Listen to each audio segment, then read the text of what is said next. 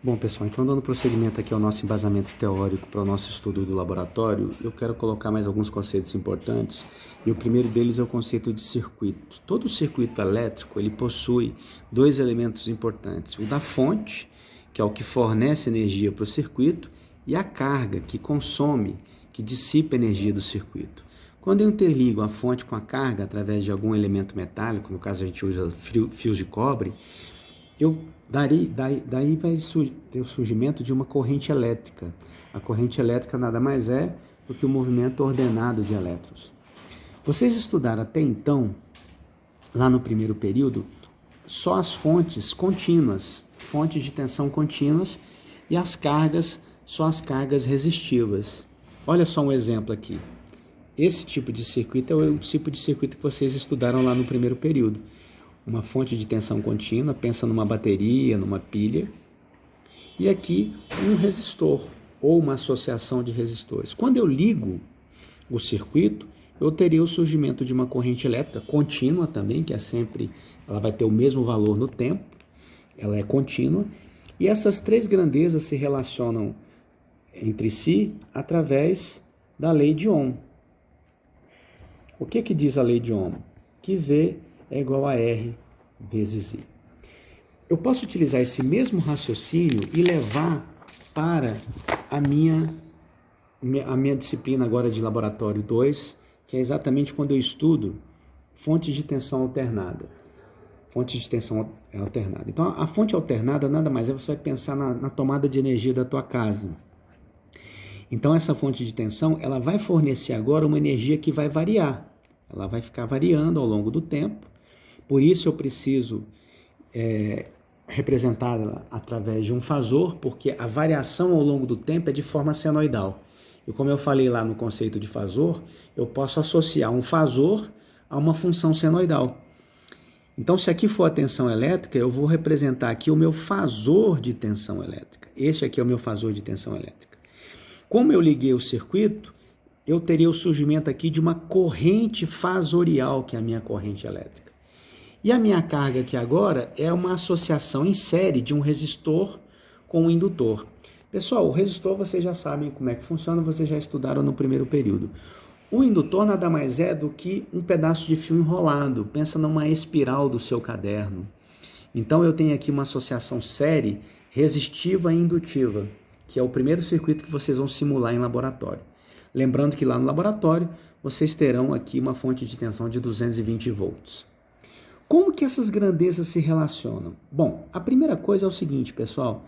Esta carga aqui, a associação dessa carga, o resistor com o indutor, a carga vai ter um nome. Ela vai ser chamada de impedância. Então, a minha impedância, e ela é representada pela letra Z, também com esse símbolo aqui. Então, a minha impedância Z, ela vai impedir a passagem dos elétrons por ela, né? Então, como eu tinha lá V é igual a R vezes I, vocês se lembram da lei de Ohm? Aqui eu posso utilizar o mesmo raciocínio e colocar que V é igual a Z vezes I. Então, normalmente, nós já conhecemos o valor de V. Para que eu possa calcular a minha corrente elétrica, que normalmente é o que se procura saber numa análise de circuitos, se eu tenho V, ok, eu tenho V, normalmente é a tensão elétrica das minhas residências, e eu tenho Z, eu consigo calcular I. Então, basta eu simplesmente montar aqui a minha impedância Z. Lembramos que todo fasor, ele é representado matematicamente por um número complexo. Então, toda vez que você olhar aqui V fasorial, I fasorial e Z, que é uma impedância, isso aqui é uma multiplicação, ó, tá vendo? É uma multiplicação do Z por I, então é um número complexo Z vezes um número complexo I. Então, como que eu faço? Eu preciso, na verdade, quando eu vou fazer a multiplicação de números complexos, eu tenho que representá-los na sua forma polar. Então, todo número complexo ele vai ter um módulo e um ângulo quando ele é representado na forma polar. Então aqui, ó, a minha tensão elétrica V, ela vai ter o módulo V e um ângulo que eu vou chamar de θV, que é o ângulo da tensão que eu estou estudando. A minha impedância, que também é um número complexo, ela vai ter um módulo Z e um ângulo θ. E a minha corrente é o que eu quero saber. Como que eu faço? Então, se eu tenho que V é igual a Z vezes I, para eu encontrar o I, basta passar o Z para cá, dividindo. Então, eu posso dizer aqui, ó, que o I vai ser igual a V dividido por Z.